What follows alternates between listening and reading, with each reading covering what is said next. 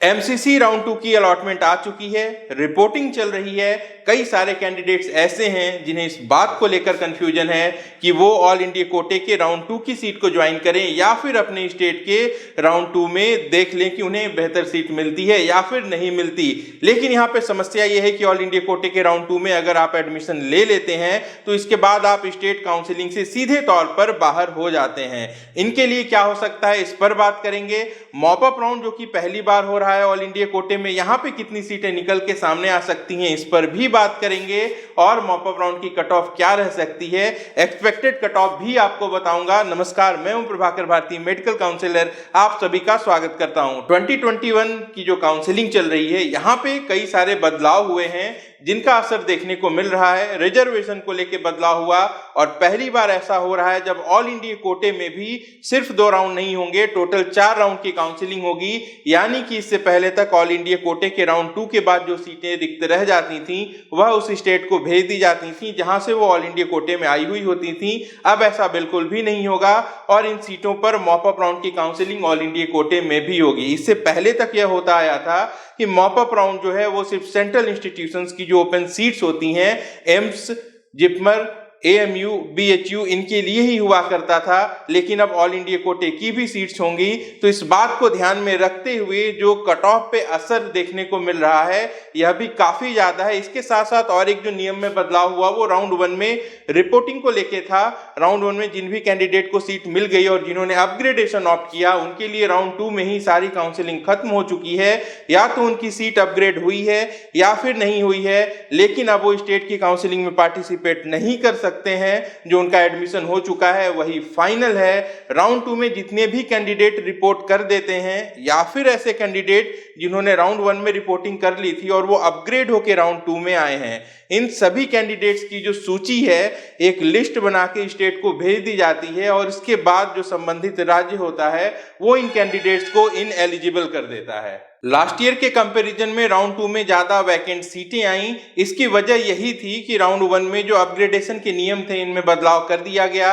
अगर candidate seat report कर देते हैं तो उनके पास छोड़ने का ऑप्शन नहीं था। ऐसे में कई सारे कैंडिडेट्स ने फ्री एग्जिट ले लिया और राउंड 2 में जो नंबर ऑफ सीट्स थी वो लास्ट ईयर के कंपेरिजन में ज्यादा देखने को मिली। लेकिन एक और बदलाव जो है, जो 4 राउंड की काउंसलिंग होनी है, इसका असर फिर से पड़ता हुआ दिखाई दे रहा है। कई सारे कैंडिडेट्स ये कह रहे हैं कि वो अपनी स्टेट के राउंड 2 को पहले देख लेंगे। ऐसे में उन्हें राउंड 2 में जो फ्रेश सीट अलॉट हुई है वो उसे छोड़ने वाले हैं और मॉप अप राउंड में फिर से वो 10,000 पे करके उस मॉप अप राउंड के लिए एलिजिबल हो जाएंगे। तो ऐसे में फिर से एक बार जो वैकेंसी है यहाँ पे वो ज्यादा देखने को मिल सकती है, ऐसा मेरा अनुमान है। हालांकि ये कहना अभी जल्दबाजी है, जब एक्चुअल सीट मैट्रिक्स आ जाएगी मॉप अप राउंड के लिए तब मैं और अच्छे से आपको एक्सपेक्टेड कट ऑफ जरूर बता दूंगा। लेकिन आप सब कैंडिडेट जो मुझे फीडबैक दे रहे हैं, ऐसे में फिर से यही ट्रेंड निकलता हुआ दिखाई दे रहा है कि राउंड 2 में कई सारे कैंडिडेट्स एग्जिट विद फॉरफीचर यानी कि सिक्योरिटी डिपॉजिट का नुकसान करके अपनी सीट को छोड़ देंगे। वो अपने स्टेट के राउंड 2 को पार्टिसिपेट करेंगे और इसके बाद मॉप अप राउंड के लिए वो फिर से ऑल इंडिया कोटे में अप्लाई करेंगे। कई सारे कैंडिडेट ऐसे भी हैं जिन्हें राउंड 2 में साउथ के कॉलेजेस अलॉट हुए हैं और वो साउथ में नहीं जाना चाहते। ऐसे में यहां से वैकेंसी क्रिएट होते हुए दिखाई दे रही है। लास्ट ईयर राउंड 2 के बाद कितनी सीटें रिवर्ट कर दी गई थी स्टेट को, इसके आधार पर समझते हैं कि 2021 में टोटल वैकेंट सीट्स क्या हो सकती है। आइए डेटा देखते हैं। बात कर लें एमसीसी काउंसलिंग 2020 की, तो राउंड 1 में ऑल इंडिया कोटे की जो सीट्स थी इसमें मैंने जो ओपन सीट्स होती हैं, जैसे एम्स के जितने भी कॉलेजेस हैं, बीएचयू की सीटें, एएमयू की ओपन सीटें और जिपमर की ओपन सीटें जोड़ दी हैं। कुल मिला के 7,813 सीट्स राउंड 1 में अवेलेबल थी। राउंड 1 की अलॉटमेंट होती है और उसके बाद जो नॉन रिपोर्टेड सीट्स आती हैं, जो वैकेंट सीट्स आती हैं, वो 4,253 थी। अगर परसेंटेज में मैं बात करूं तो लगभग 54% सीट्स जो हैं वो वैकेंट होके राउंड 2 में आ गई थी। राउंड 2 का जो नियम है ये पिछले साल भी वही था कि राउंड 2 में अगर कोई भी कैंडिडेट सीट अलॉट कराता है और उसके बाद अगर वो छोड़ देता है तब तो सिक्योरिटी डिपॉजिट फोरफिट होगी, लेकिन वो अपने स्टेट के लिए एलिजिबल रहेगा। लेकिन अगर वो राउंड 2 में एडमिशन ले लेता है तो वो सभी तरीके की काउंसलिंग से बाहर हो जाता है। ऐसा सुप्रीम कोर्ट का डिसीजन है और इसी आधार पे वहां पे जो राउंड 2 के बाद सीटें वैकेंट रह जाती थी वो संबंधित स्टेट को वापस भेज दी जाती थी। ऐसी वैकेंट सीट्स जो थी वो 1730 थी। ऑल इंडिया कोटे की 1730 सीट्स जो हैं वो राज्यों को वापस कर दी गई थी।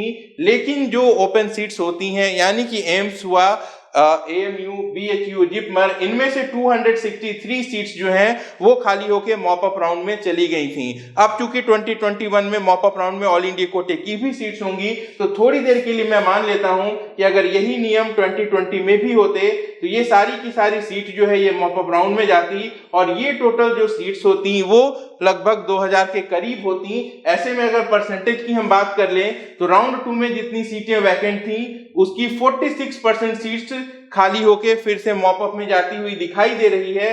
अगर राउंड 1 से कंपेयर कर लेते हैं तो 25% सीट्स खाली होके यहाँ पे जाते हुए दिखाई दे रही हैं। स्टे मॉपअप राउंड जो कि लास्ट ईयर सिर्फ ओपन सीट्स के लिए हुआ था, इसमें केवल 139 सीट्स थी। तो ऐसे कैंडिडेट जिनको 2021 में राउंड 2 में सीट मिल चुकी है वो बहुत ज्यादा डिपेंडेंट आगे के लिए नहीं होने चाहिए। अगर आपका कॉलेज अच्छा है और आपको थोड़ा अंदाजा हो चुका है कि आपको स्टेट में राउंड 2 में क्या मिल सकता है तो मेरे मुताबिक आपको मिली हुई सीट को ले लेना चाहिए, क्योंकि मॉपअप में भले ही सीट्स ज्यादा आएंगी लेकिन कंपटीशन टफ होगा। कैसे टफ होगा ये 2021 के आंकड़ों से समझते हैं। 2021 राउंड 1 में ऑल इंडिया कोटे की सीट्स और एम्स और ओपन अदर सीट्स मिला के 8483 टोटल सीट्स थी।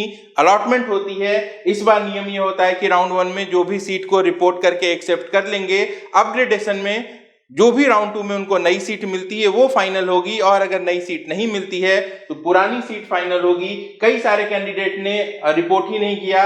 5046 सीटें आई राउंड 2 के लिए जो कि राउंड 1 का 59% थी। लास्ट ईयर के कंपैरिजन में 4% ज्यादा थी, वर्चुअल वैकेंसी और भी ज्यादा थी। ऐसे में मॉपअप राउंड में जो कि ऑल इंडिया कोटे के लिए फर्स्ट टाइम होगा कितनी सीटें हो सकती हैं? मेरा अनुमान यह है कि चूंकि 4 राउंड की काउंसलिंग हो गई है, कई सारे कैंडिडेट ऐसे हैं जो कि अपने स्टेट के राउंड 2 का इंतजार कर रहे हैं, तो एक बार फिर से मॉपअप में जो नंबर ऑफ सीट्स हैं वो ज्यादा आ सकती हैं। मेरे मुताबिक राउंड 1 में जो टोटल सीट्स थी इसकी 30% सीट्स या फिर राउंड 2 में जो वैकेंट सीट आई थी इसकी लगभग 50% सीट, यानी कि जो एक्सपेक्टेड मेरा अनुमान है, हालांकि अभी बहुत जल्दीबाजी है इस पे कुछ भी कहना, लेकिन मेरे हिसाब से लगभग 2500 सीटें मॉपअप राउंड के लिए आ सकती हैं ऑल इंडिया कोटे में। लेकिन यहाँ पे जो ध्यान देने वाली बात यह है वो यही है कि इससे जो कट ऑफ है ये बहुत ज्यादा कम नहीं होगी। जी हाँ, कट ऑफ बहुत ज्यादा कम नहीं होगी क्योंकि कई सारे स्टेट ऐसे हैं, राजस्थान है, दिल्ली है, हरियाणा है, यहाँ पे जो कट ऑफ है ये हायर साइड में होती है स्टेट काउंसलिंग में। तो यहाँ के जो कैंडिडेट हैं ये मॉपअप पे डिपेंडेंट हो जाएंगे क्योंकि राउंड 2 में उन्हें अंदाजा लग चुका होगा कि अब बहुत ज्यादा उनको आगे के राउंड में फायदा नहीं होने वाला है। तो ऐसे में मॉपअप राउंड की जो कट ऑफ है इसमें आपको बहुत ज्यादा रिलैक्सेशन देखने को नहीं मिलेगा। अगर थोड़ी कमी आती भी है तो मेरे हिसाब से ये 3 to 4 मार्क्स डाउन जा सकता है।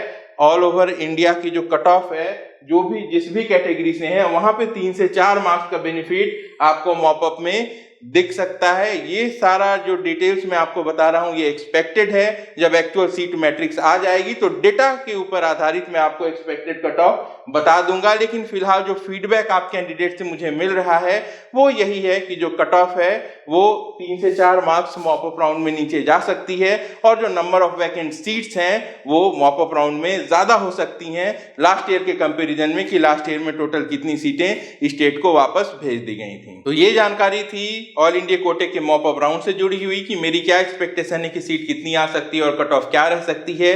जो कैंडिडेट ये डिटेल्स डीम्ड के बारे में जानना चाहते हैं वो इंतजार करेंगे और सभी लोग मिलकर एक बार वीडियो को लाइक कर देंगे। मैं जल्द मिलता हूं। आप अपना और अपनों का अच्छे से ख्याल रखिए। नमस्कार, जय हिंद।